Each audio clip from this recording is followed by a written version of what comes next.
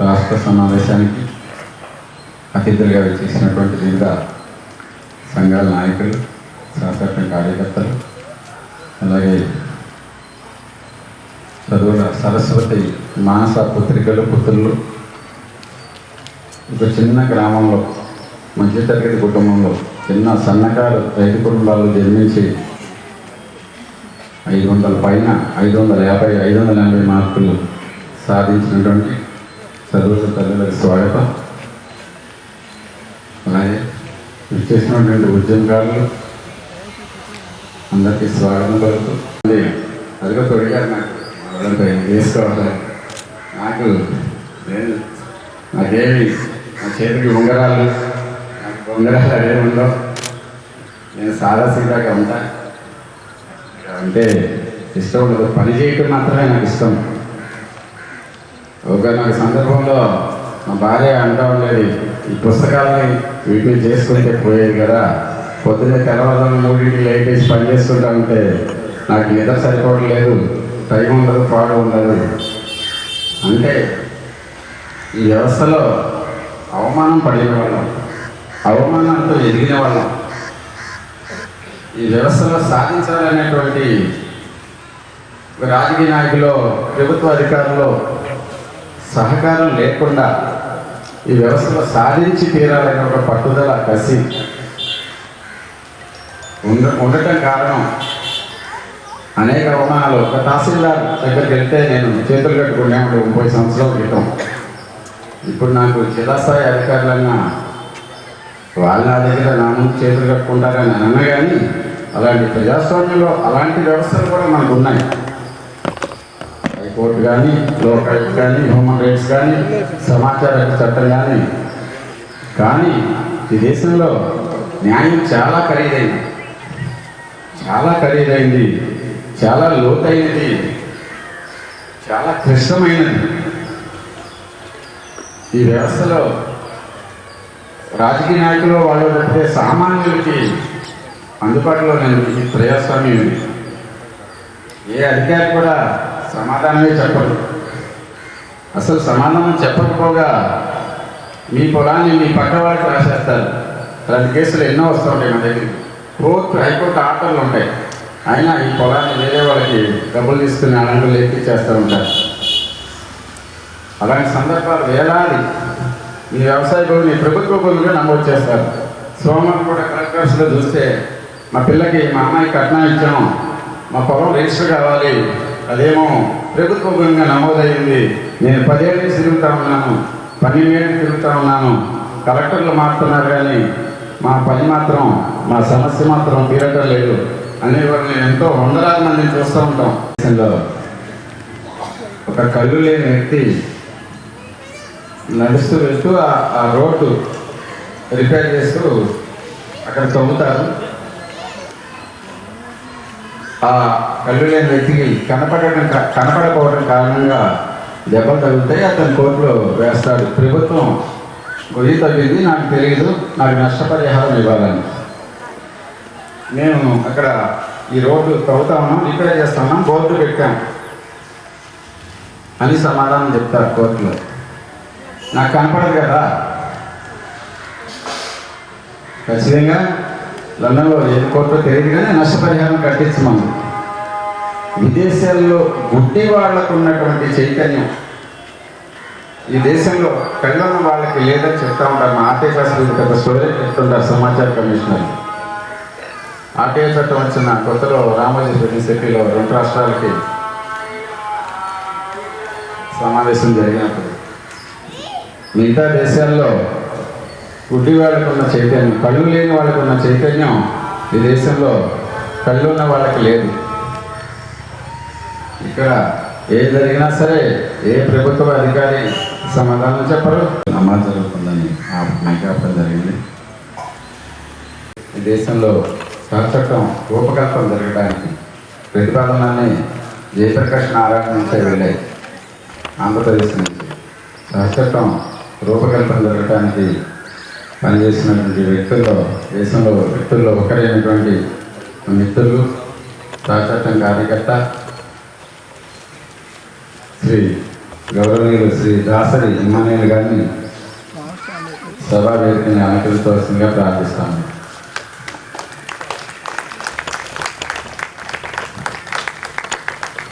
Dasari Emmanuel గారికి మా సహచర కార్యకర్త రమాదేవి గారు పుష్పగుప్తాన్ని అందిస్తారు.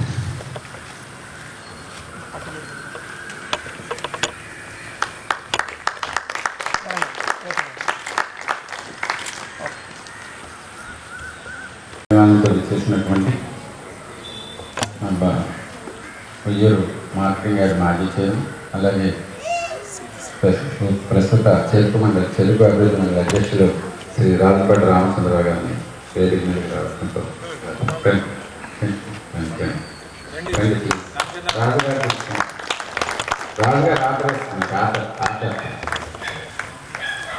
రాజుపేట రామచంద్రరావు గారికి గౌతమి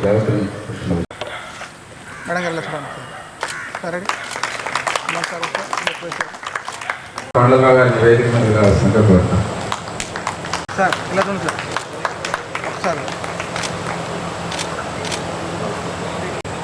దక్షిణాది రాష్ట్రాల్లో మెడికల్కి సంబంధించిన వ్యాపారంలో ఈ సమావేశానికి అధ్యక్ష స్థానం వహించవలసిందిగా సీనియర్ పాత్రికేయులు, రెండు రాష్ట్రాల్లో అన్ని పార్టీల రాజకీయ నాయకులతో ప్రతినిత్యం మాట్లాడుతుండే వ్యక్తి, ఏబిఎన్ ఛానల్లో అలాగే ప్రస్తుతం బిగ్ టీవీలో పిఆర్ఓగా వివిధ సమస్యల మీద పనిచేస్తూ అనేకటువంటి చర్చనీయాంశాలకు కారకులు, బహుముఖ ప్రజ్ఞాశాలి, ఎలాంటి వార్తలైనా రాయగలిగిన వ్యక్తి, అందరికీ చిరకాల మిత్రులు. ప్రత్యేకంగా ఈ సమావేశానికి హైదరాబాద్కి వచ్చేసినటువంటి కె సాల్మన్ రాజు గారిని సభాధ్యక్షత వహించవలసిందిగా ప్రార్థిస్తా ఉన్నాం.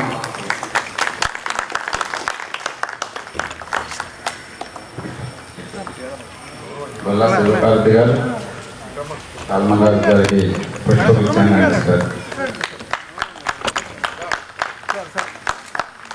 సాల్మన్ రాజు గారికి స్వాగతం. గౌరవనీయులు ఉయ్యూరు కౌన్సిలర్ గారు గంపల్లి పూర్ణిమ గారికి కూడా స్వాగతం చెప్తూ ఉన్నాం. వచ్చిన కూరగంటి హనుమంతరావు గారు క్లుప్తంగా ఆర్టీఐ గురించి వివరించాలని కోరుతాయి.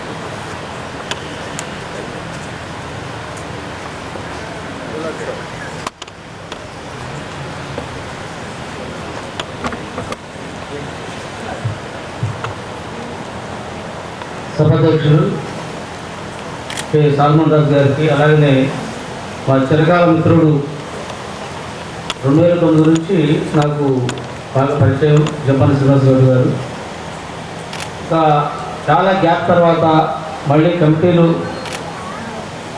సమాచార చట్టం మీద పునర్సమీక్ష చేద్దామనేటువంటి ఆసక్తి కనబరుస్తూ మళ్ళీ మాకు ఆదర్శంగా మమ్మల్ని కార్యక్రమంలో తీసుకురావడం కోసం కార్యోన్ముఖులయ్యాయి ఇవాళ మాకు కనిపిస్తూ ఉన్నారు. అలాగనే 2016 నుంచి ప్రజెంట్ ఇప్పుడు కట్టాలి నాకు ఓపిక లేదు కాబట్టి మీరన్నా కలండి. యువత అనేది 3.7 మాత్రమే ఉన్నారు, 4.7 ఉండాలి. పొరపాటు జరిగింది కాబట్టి ఈసారి నా మనవాడన ప్రధానమంత్రి అవ్వాలి అంటే యువత నలుగురు పిల్లలు కలండి, ఇబ్బంది లేదు, నేను చూసుకుంటాను. అంటే మా కాన్సెప్ట్, మనకి మీడియా లేదు ప్రజలు కాబట్టి మనకు మీడియా లేదు, మన గురించి ఏదైనా లీడర్గా చెప్పాలంటే మా లీడర్ కనుక్కోవాలండి. ఈ కాన్సెప్ట్ ఎక్కడా లేదండి, మీ దగ్గర ఉందని అంటున్నాడు. మీ అత్యవసరమే కారణం ఎక్కడ మేము స్ప్రెడ్ అవ్వాలంటే ఇదిగో ఇలాంటి వేరే పరిసరాలకి వచ్చుకొని శ్రీనివాసరావు గారితో ఖర్చు పెట్టుకొని మాలాంటి వాళ్ళు వచ్చి ఇలాంటి అందరూ కూర్చొని కొత్త సమాజ కేటాయించి చెప్పుకుంటే తప్ప ఇది బయటకు రాదు. ఇలాంటి వాస్తవాలు రానివ్వు. కాబట్టి దయచేసి ప్రజాస్వామ్యం ఇంకో అంశం కూడా చెప్తాను, నేను ముగిస్తాను.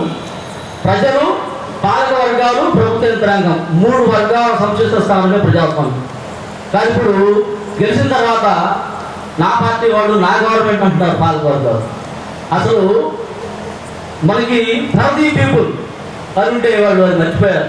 కమర్షియల్ ప్యాటర్న్ తీసుకెళ్లారు, సేవా రంగంలో పెట్టుబడిదారులు వచ్చారు. మరి పెట్టుబడి ఎక్కడ పెడతారండి? ఉత్పత్తి రంగాల్లో పెడతారు. సేవా రంగాల్లో పెట్టి మీరు డబ్బులు పెట్టి వడ్డీసారు కదా అని బెదిరిస్తున్నారు.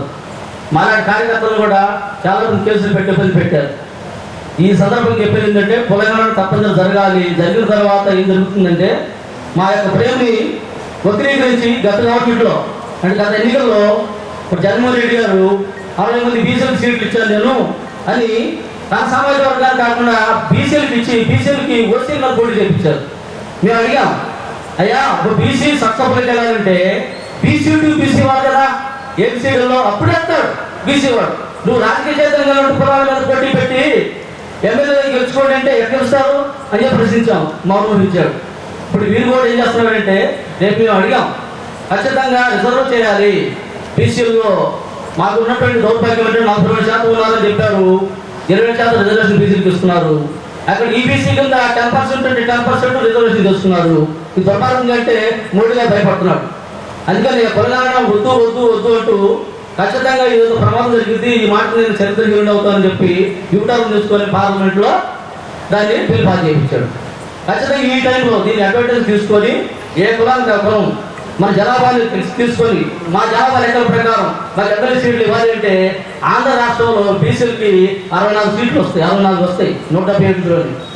11 సీట్లు సమాలకు వస్తాయి, 14 సీట్లు రెడ్డి వారికి వస్తాయి, మిగతా కులాలు ఆ విధంగా వస్తాయి. Majority people of the government కాబట్టి మెజారిటీ కులాలకి సామాజిక వర్గాలకి రాజకీయ చైతన్యం వస్తుంది. సక్సెస్ఫుల్లో ఎవరు వాటా వాళ్ళకి 3 లక్షల కోట్లు వాటా వస్తుంది, పంపిణీ సక్రమం జరుగుతుంది. ఖచ్చితంగా తన కులాన్ని తను బాగు చేసుకునేటువంటి అంశం వస్తుంది, తన సమస్యలు తానే తన కులం వాళ్ళు చెప్పుకోవడానికి అవకాశం ఉంటుంది. కాబట్టి కులగణన కావాలి అని డిమాండ్ చేయండి. కులగణన తర్వాత మా యొక్క పంచాయతీలో ఇంకోటి ఏంటంటే రొటేషన్ పద్ధతి వస్తుంది, పంచాయతీలో వస్తుంది కదా. ఆ రొటేషన్ పద్ధతి పార్లమెంట్లోను మరి అసెంబ్లీలో కూడా వచ్చేటువంటి అవకాశాలు ఉన్నాయి. కాబట్టి ఏకశక్రాధిపతిగా కుటుంబ పాలన కులం పాలన అనేది చెరవేతం పడేటువంటి అవకాశం వస్తుంది. అటువంటి పిలుపు రావాలంటే మన చైతన్యంలో ఉండాలి. మరి శ్రీనివాస్ గౌడ్ గారి లాగా మనం ఇటువంటి కార్యక్రమాలు అనేక ప్రాంతాల్లో పెట్టుకుని అవేర్నెస్ తీసుకురావాలని చెప్పి కోరుకుంటూ ఈ సందర్భంగా అధ్యక్షుడు గారికి జపాన్ శ్రీనివాస్ గౌడ్ గారికి ఉదయపూర్వక ధన్యవాదాలు తెలియజేస్తూ అక్కడిగా ధన్యవాదాలు.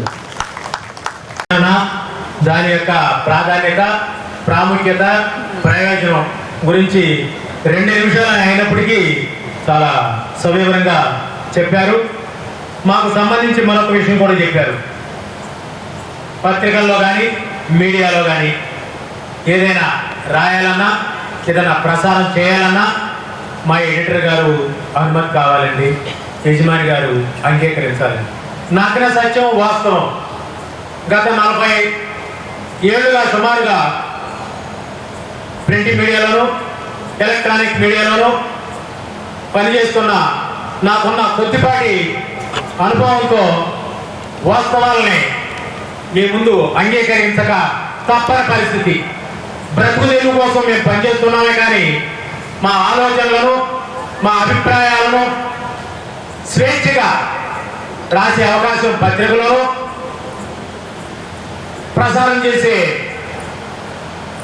స్వేచ్ఛ హక్కు మీడియాలో కూడా లేదు. ఉంది అంటే అది చాలా అబద్ధం. ఒకనాడు ప్రజాస్వామ్యానికి పట్టుబొమ్మలు పత్రికలు, నేడు ప్రజాస్వామ్యానికి పెట్టుబడి కొమ్మలు, పార్టీలకి పెట్టుబడి కొమ్మలు పత్రికలు, మీడియా. ఇది వాస్తవం. ఈ పరిస్థితి తెలిసిన వారందరికీ ఆనాడు ప్రజల కోసం పత్రికలు స్థాపిస్తే ఈరోజు పార్టీల కోసం పత్రికలు పెడుతున్న కాల మార్పిడిని గమనించే ప్రజలు ఓట్లు వేసుకుంటున్నారు. ఆ రోజున వావిలాల గోపాలకృష్ణయ్య గారు, పుచ్చలపల్లి సుందరయ్య గారు ఇలాంటి మరి ఎందరో గౌతు లచ్చన్న గారు లాంటి వారు ప్రజల కోసం ప్రతిపక్ష పార్టీల్లోనే ఉండి అధికారం లేకపోయినా ప్రజల సమస్యల్ని అసెంబ్లీలో పార్లమెంట్లో తమ వాణిని బాణిగా గలవెత్తి చాటి సమస్యల పరిష్కారాన్ని చూస్తే నేడు నామినేషన్ పార్టీ, గెలిచేది మరో పార్టీ, మారేది మరో పార్టీ. కారణం ప్రాంత ప్రజల అభివృద్ధి అనే అడ్డగోలు నిర్వచనం చెబుతున్నవారు అది వింటున్నారు, విధి కంటున్నారు. ఎందుకు చేస్తున్నారు ఓట్లు అంటే డబ్బులు ఇవ్వలేదు కాబట్టి మేము ఓట్లకు వెళ్ళలేదని ఓటర్లనే చూస్తున్నాం. ఇందులో ఏది అబద్ధం, ఏది నిజం, ఏది ముందు, ఇచ్చేవాడి ముందా పుచ్చుకునేవాడి ముందా, ఏది ముందు అంటే చెప్పడం కూడా చాలా కష్టంగానే ఉంది. కాబట్టి ప్రజలు ఆలోచనే నిజమైన పత్రిక, ప్రజల అభివృద్ధి నిజమైన ఎలక్ట్రానిక్ ఆలోచన. కాబట్టి మారుతున్న ఈ కాలంలో, మార్పులు కళ్ళారా చూస్తున్న ఈ సమాజంలో మనల్ని మనమే సంస్కరించుకోవాలి. మనం ఓటే ఆయుధాన్ని నిరాట ఆయుధంగా కాకుండా అది ఒక హక్కుగా, ఏదైతే ఉపయోగం 5 ఏళ్ళు 500 కోసం 5,000 కోసం కక్కుర్తి పడితే మీ జీవితం 5 ఏళ్ళు కాదు, మరో 75 ఏళ్ళు అయినా సరే ఇలాగే ఉంటుంది. అగ్రరాజ్యాన్ని పరిపాలించిన అలనాటి Abraham Lincoln garu democracy for the people, F R for ప్రజల కోసం ప్రభుత్వం. ఈనాడు డెమోక్రసీ ఫర్ ది పీపుల్, నేను సాల్మరాజుగా చెప్తున్నా, ఎఫ్ఏఆర్ ఫర్ ప్రజలకు దూరంగా ప్రజాస్వామ్యం. ఆనాడు Abraham Lincoln garu democracy by the people, ప్రజల చేత ప్రభుత్వం. ఈనాడు నేను చెప్తున్నా democracy by the people, B U I buy, ప్రజలు కోరుకుంటున్నారు. కాబట్టి for the people, democracy of the people, ప్రజల యొక్క ప్రభుత్వం. ఈరోజు ఓఎఫ్ఎఫ్ ఆఫ్ ది పీపుల్. కాబట్టి ప్రతి వ్యక్తి అక్షరాలు నేర్చుకోవాలి, ఆలోచన చేయాలి, చెబుతున్నది నిజమా అబద్ధం అనేది తెలుసుకోవాలి. కాబట్టి హనుమంతరావు చెప్పిన విషయాల్లో చాలా ముఖ్యమైన విషయాలు చెప్పారు. అలాంటి వారు ఆర్టీఐ కమిటీల్లో ఆ చట్టంలో ఉన్న విషయాల్ని తెలుసుకొని ప్రధాని దగ్గర నుంచి ముఖ్యమంత్రి వరకు తీసుకెళ్తున్నారంటే చాలా సంతోషించదగిన విషయం. ఇప్పుడు forum for democracy epic convener doctor Kothapalli Satyanarayana గారు తమ అమూల్యమైన సందేశాన్ని ఇవ్వాల్సిందిగా కోరుతున్నాను. ఈ అవకాశం ఇచ్చినటువంటి ప్రజలందరికీ నా హృదయపూర్వక ధన్యవాదాలు. యాక్చువల్గా ప్రజలు చాలాసేపు మాట్లాడటం వల్ల టైం డ్రాగన్ అయిపోయింది. పిల్లలందరూ ఎదురు చూస్తూ ఉన్నారు. దూరం ఊళ్ళ నుంచి వచ్చిన వాళ్ళు కూడా ఉన్నారు కాబట్టి ఎక్కువసేపు మాట్లాడలేకపోతున్నాను.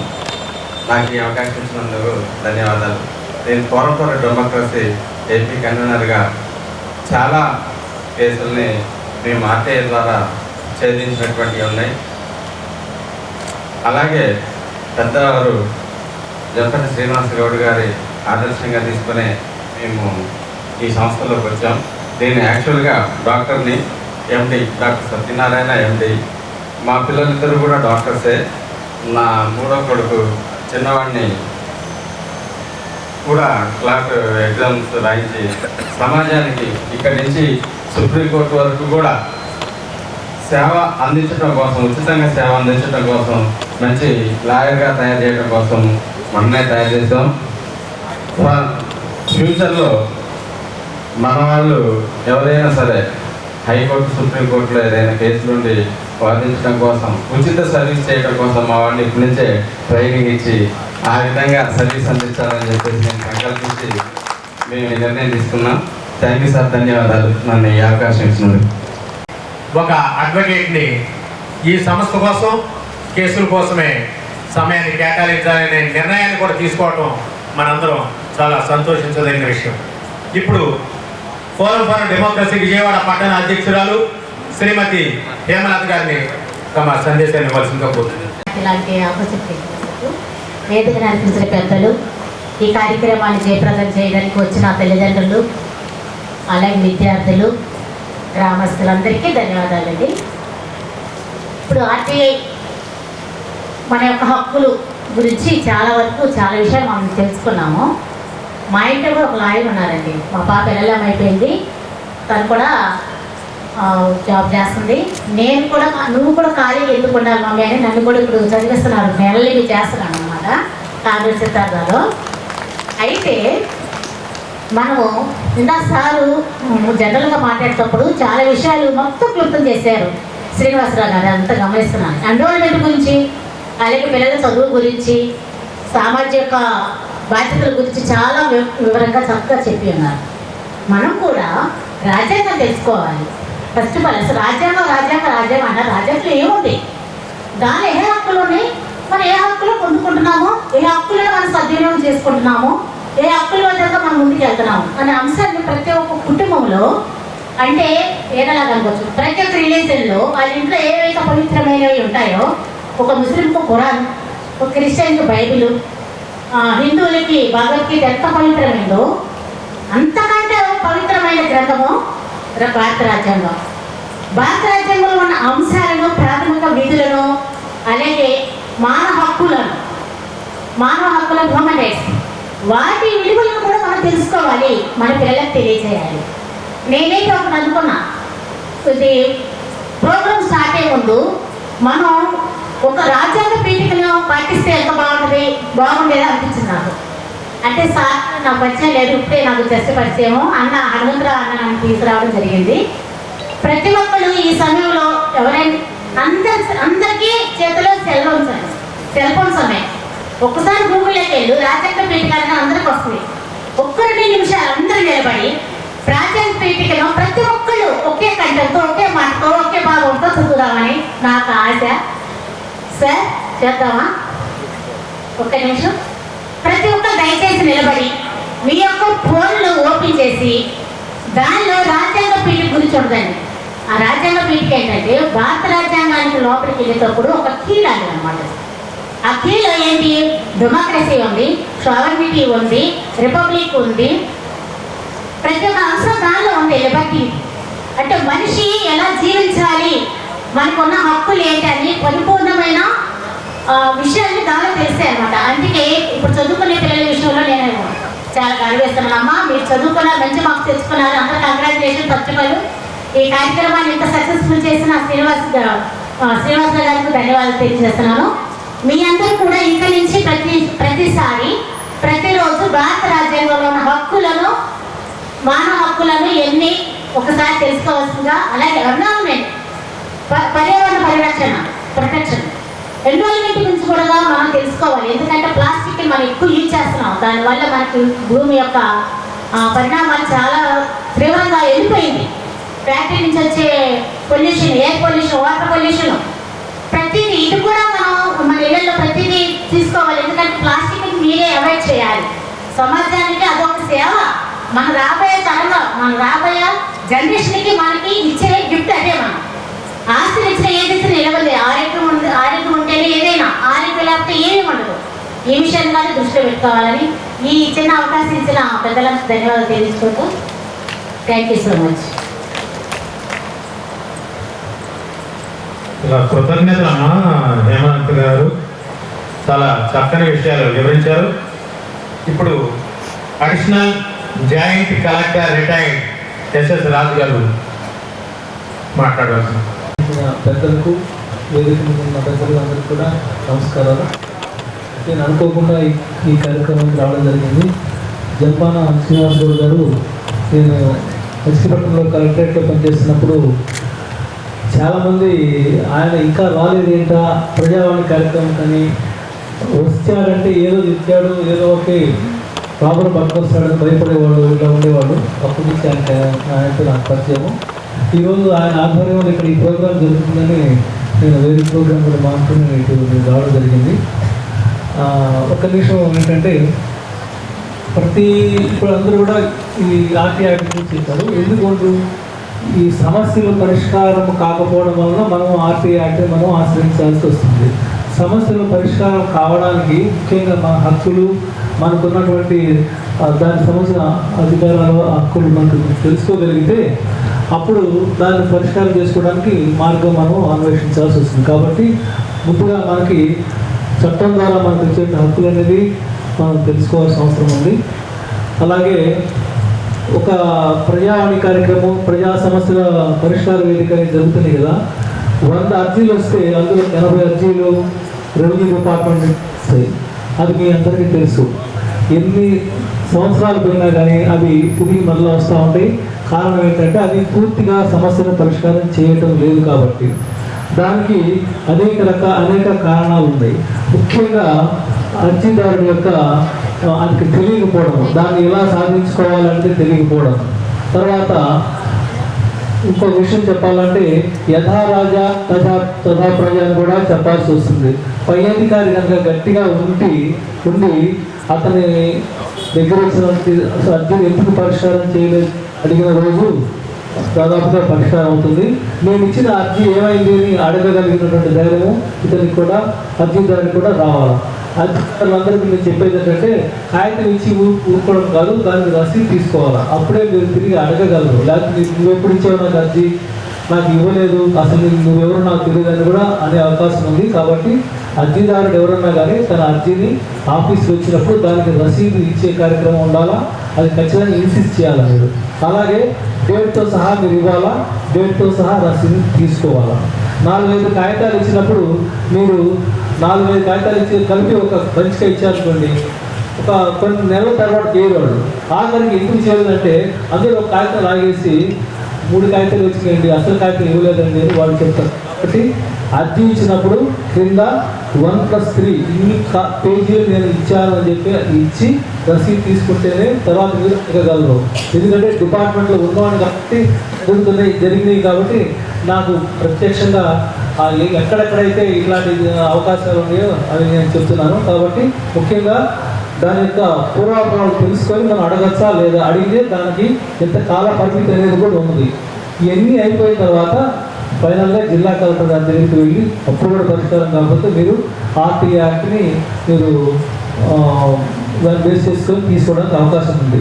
దాదాపుగా చాలా సమస్యలు ఆర్టీ యాక్ట్ ద్వారా సమస్యలు పరిష్కారం అవుతున్నాయి. ముఖ్యంగా నేను కూడా దీని దగ్గర నేర్చుకున్నాను. మొదట్లో జాబ్ చేసినప్పుడు తెలుసు, కానీ తర్వాత ఈ యాక్టివిటీస్ జరుగుతుంది, చాలామందికి ఉపయోగపడుతుందని తెలుసుకొని కూడా ఈ కార్యక్రమంలో నేను పార్టిసిపేట్ చేయడానికి ఉత్సాహం చూస్తున్నాను. ప్రస్తుతం నేను చిన్నప్పుడే అంత డిగ్రీ అయిపోయిన నేను బిఎల్ కూడా చేశాను, ఎల్ఎల్ఎం కూడా చేశాను. ఇప్పుడు విజయవాడ కోర్టులో ప్రాక్టీస్ చేస్తున్నాను. ఇది నేను చేసే ముఖ్యమైన పని ఏంటంటే జనాల కోర్టులు పోకుండా ఆ వర్క్ నేను చేస్తున్నాను. ఎందుకంటే తెలియక పట్టుదలతో ఏదో దాన్ని ఏమంటారంటే ఈగో ప్రాబ్లమ్స్ కావచ్చు, పగలవలం కావచ్చు, కోర్టుకు వచ్చి ఎంతైనా కానీ నేను కోర్టులో కేసు వేయాలని వస్తున్నారు. దానివల్ల మీరు ఇద్దరు అవతల పార్టీ వాళ్ళు మీరు ఇద్దరు నష్టపోతారు. కలిసి కూర్చొని మాట్లాడుకొని పరిష్కారం చేసుకొని కోర్టుకు రాబాకండి. కోర్టుకు వస్తే మీరు ఒక తరం అయిపోతుంది, మీరు తిరుగుతూనే ఉండాలా. ఆఖరికి మీరే అనుకుంటారు ఎందుకు వచ్చామా కోర్టుని. దయచేసి కోర్టుకు వచ్చి మీకు విలువైన కాలాన్ని, విలువైన ధనాన్ని మీరు పోగొట్టుకోవద్దని వాళ్ళకి నేను అవేర్నెస్ క్రియేట్ చేసి చాలా వరకు చేస్తున్నాను. నేను వచ్చిన మొదటి రోజులు కేసు టేకప్ చేద్దామా అనుకున్నప్పుడు ఒక అబ్బాయి ఫోన్ చేశాడు, ఎక్కడి నుంచి వేరే జిల్లా నుంచి ఫోన్ చేశాడు. ఎందుకంటే నేను జైల్లో ఉన్నా సార్, నాకు బెయిల్ ఇప్పించండి. ఏంటి విషయం అన్నా, సార్ మేము మొత్తం 4 ఉన్నాం సార్, 2కి బెయిల్ వచ్చింది సార్, నాకు మేము 2 జైల్లో ఉన్నాం సార్. నువ్వు ఏం చేస్తావని చెప్పాడు. సార్ మేము 4 ఒక ముఠా సార్, ఏం చేస్తారంటే దొంగతనాలు చైన్ పుల్లింగ్ చేస్తాం సార్, నీకు నేను బెయిల్ ఇప్పిస్తాను. నా వల్ల కాదు, ఇంకా 10 కోసం నేను వచ్చింది చెప్పి నేను యాక్సెప్ట్ చేయలేదు. ఎవరన్నా కదా తెలియని వాళ్ళు వస్తే ముందుగా చెప్పి అందులో సమస్య పరిష్కారం కావడానికి ఏ మార్గాలు అన్నీ అన్వేషించి ఆ తర్వాత మాత్రమే కోర్టుకు వెళ్ళాలని చెప్తున్నాను. నాకు ఈ అవకాశాన్ని ఇచ్చినటువంటి మీ అందరికీ కూడా, ముఖ్యంగా జంపన శ్రీనివాసరావు గారికి, తర్వాత హిమాయల్ గారికి, సాల్మన్ గారికి, ఇంకా పెద్దలందరూ కూడా నాకు కృతజ్ఞతలు ముగిస్తున్నాను. Thank you sir.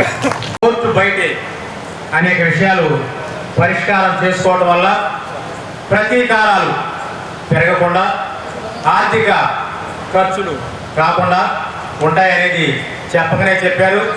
మాకు గ్రామాల్లో అందరూ అనుకునే విషయాలు ఏమంటే, ఓడినవాడు కోర్టులో ఏడుస్తాడు అంటే, గెలిచిన వాడు ఇంటికి ఏడుస్తాడు. కానీ చివరికి ఇద్దరికి ఏడుపే మిగిలింది. కాబట్టి పెద్ద మనుషుల రాజీ మనస్తత్వంతో పంతాలకు, పౌరుషాలకు, పట్టింపులకు పోకుండా కూర్చుని సమస్యని పరిష్కారం చేసుకుంటే కాలయాపన ఉండదు, ఖర్చు ఉండదు అనేది చక్కగా అడిషనల్ జాయింట్ కలెక్టర్ గారు అయినటువంటి రిటైర్డ్ రాజు గారు వివరించారు. మనసులో పెట్టుకుంటే మంచిదనేది తెలియజేస్తూ, హక్కుల పోరాట ఉద్యమ సంస్థ ఐఎంకి సురేష్ బాబు గారు వారిని భూ సమస్యలు, తహసీల్దార్లు, ఆర్టీఓలు, ఇలా చాలా సమస్యల మీద కాగితాలు అయితే పంపించాము, రిప్లైలు వస్తున్నాయి. కొంతవరకు సంతోషమే, కొంతవరకు అప్పీల్కి వెళ్ళాము, కమిషన్ ఆఫీస్కి వెళ్ళాము. చాలా వరకు ఫైనల్ స్టేజ్కి వచ్చిన తర్వాత చేయడం జరిగింది. ఇప్పుడు మా వల్ల కావట్లేదని మన గురుగారు, మార్గదర్శకులు జంపన శ్రీనివాసరెడ్డి గౌడ్ గారి ఆధ్వర్యంలో ఆయన చూపిన బాట మాకు ఆచరణలకు, మేమేమి జస్ట్ పేపర్లు తీసుకోవడం ఇన్ఫర్మేషన్ కోసమే వచ్చాము. యాక్షన్ అనేది లేదు. యాక్షన్ కింగ్ అంటే ఎవరంటే ఇప్పుడు మన రాష్ట్రంలోనే జంపన శ్రీనివాస్ గౌడ్ అని చెప్పచ్చు. మీరు అగ్నిపర్వత సినిమా చూస్తుంటారు. దాంట్లో కృష్ణ గారు అగ్ని జమదగ్ని అంటారు. అంటే అవినీతి అధికారులు కానీ అవినీతి చేసే వాళ్ళు కానీ ఆయన చూస్తే హడం. అలాగే ఈ ప్రస్తుత కాలంలో జంపన శ్రీనివాస గౌడ్ ఎక్కడ వెళ్తారో అక్కడ అవినీతికి ఇప్పుడు కలియుగ యోగగ్ని గారిని నేను మన జంపన శ్రీనివాస గారిని ఆయన ఆధ్వర్యంలో మేము కూడా ఆయన బాటలో నడవాలని ఈ అవకాశం ఇచ్చిన పెద్దలు మన సాల్మన్ గారు, మన దాసరి ఇమానుల్ గారితో నాకు పరిచయము కమిషన్ హౌస్లో మిత్రులు పెద్దలు, మరి ఈ సభకు వచ్చిన స్టూడెంట్స్ పేరెంట్స్ ఇంత ఓపికతో ఇంత ఆహ్లాదమైన వాతావరణంలో ఈ కార్యక్రమం చక్కగా నిర్వహించిన పెద్దలందరికీ మరియు అందరి సభ్యులకి నా కృతజ్ఞతలు చెప్పుకుంటూ ఇంత సమయం ఇచ్చిన అందరికీ ధన్యవాదాలు. వాలంటీర్స్గా తెలియపరిచారు. ఇప్పుడు ఎండి ఇర్ఫాన్ గారు వారు మాట్లాడాల్సింది వచ్చాను.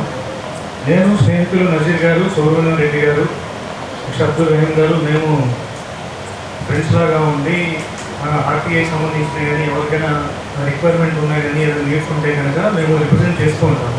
కలెక్టర్ ఆఫీస్కి సంబంధిత ఆఫీసులందరికీ చేస్తూ ఉంటాము. ఇక్కడ వచ్చిన స్టూడెంట్స్ ఎవరైతే అవార్డ్స్కి ఎన్నికయ్యారో వాళ్ళందరికీ నేను శుభాకాంక్షలు తెలియజేస్తున్నానండి. ఆర్టీఐకి సంబంధించి ఒక చిన్న విషయం ఒకటి చెప్పదలుచుకున్నాను. ఏమిటంటే నాకు శ్రీనివాస్ గౌడ్ గారు ఒక 1 year అయింది పరిచయము. సార్ దగ్గర నేర్చుకున్న ఒక విషయము, మామూలుగా ఆర్టీఐలో చాలామంది చేసే, అంటే మాలాంటి వాళ్ళు కానీ కొత్తగా వచ్చిన వాళ్ళు కానీ చేసే తప్పు ఏంటంటే, ఆర్టీఐ అనేది ఒక ఆయుధం అనేది అందరికి తెలుసు, బట్ దాన్ని మిస్యూజ్ ఎలా చేస్తారంటే, ఒక పెద్ద ఆఫీసర్ దగ్గరికి రిప్రజెంట్ చేసేటప్పుడు నేను ఆర్టీఐ నుంచి వచ్చాను అని అక్కడ ఇంప్రెస్ చేయడానికి ట్రై చేస్తారు. అంటే విషయం తప్పుదారి పట్టించేటట్టుగా వాళ్ళు ఇండివిజువాలిటీని అక్కడ దబాయింపుగా ఉపయోగించుకోవడానికి ఎక్కువ మంది ఉపయోగిస్తారు. అలాంటి వాళ్ళు ఫెయిల్ అవుతారండి. కానీ నేను సార్ దగ్గర నేర్చుకునే విషయం ఏంటంటే, ఆర్టీఐలో ఎవరైతే రిప్రజెంట్ చేయడానికి వచ్చారో ఫస్ట్ నేర్చుకోవాల్సిన విషయం సబ్జెక్ట్ని నేర్చుకోవాలి. ఆ సంబంధిత సమస్య మీద అవగాహన ఫస్ట్ ఎవరైతే రిప్రజెంట్ చేస్తారో వాళ్ళు నేర్చుకోవాలి. ప్రొసీజర్ నేర్చుకోవాలి. డాక్యుమెంటెడ్తో పాటు రిప్రజెంట్ చేయాలి. రిప్రజెంట్ చేసేటప్పుడు కూడా ఒక దబాయింపు విధంగా కాకుండా జనాలకి ప్రజలకి మనం ఒక మంచి చేయబోతున్నాం అనే ఉద్దేశంతో చాలా పొలైట్గా మనకేదైనా పని ఉంటే వేరే దగ్గరికి వెళ్ళి ఏ విధంగా అయితే మనం రిక్వెస్ట్తో మాట్లాడతామో అదేవిధంగా రిక్వెస్ట్ రిప్రజెంట్ చేస్తూ, బికాస్ ఎందుకంటే ఇది ప్రజలకు సంబంధించిన సమస్య. సో ఎవరైతే ప్రజల గురించి ప్రజల వైపు ప్రజల తరపున బాధ్యతగా రిప్రజెంట్ చేస్తారో వాళ్ళ మీద ఇంకెక్కువగా గురువు బాధ్యతలు ఉంటాయి. అంటే ఓవరాల్గా సమస్య తప్పుదో పడకుండా చాలా పొలైట్గా సబ్జెక్ట్ రిప్రజెంట్ చేసి ఆ సమస్య మీద కాన్సన్ట్రేట్ చేసి ఆ సమస్య సంబంధించిన సబ్జెక్ట్తో మనం డాక్యుమెంటెడ్గా చేస్తే అది ఎక్కువగా ఫలితాన్ని మనం సాధించవచ్చండి.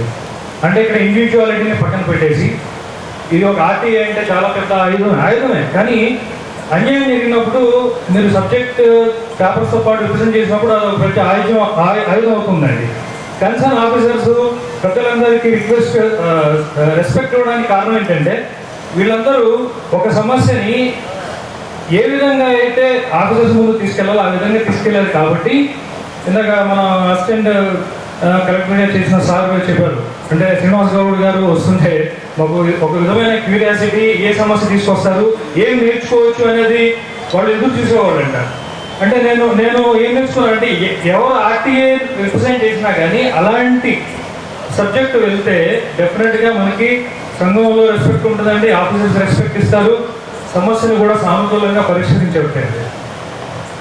ఇది నాలుగు నుంచి నేను నేర్చుకున్న సార్ దగ్గర నేర్చుకున్నది నేను రిప్రజెంట్ చేసిన. Thank you so much.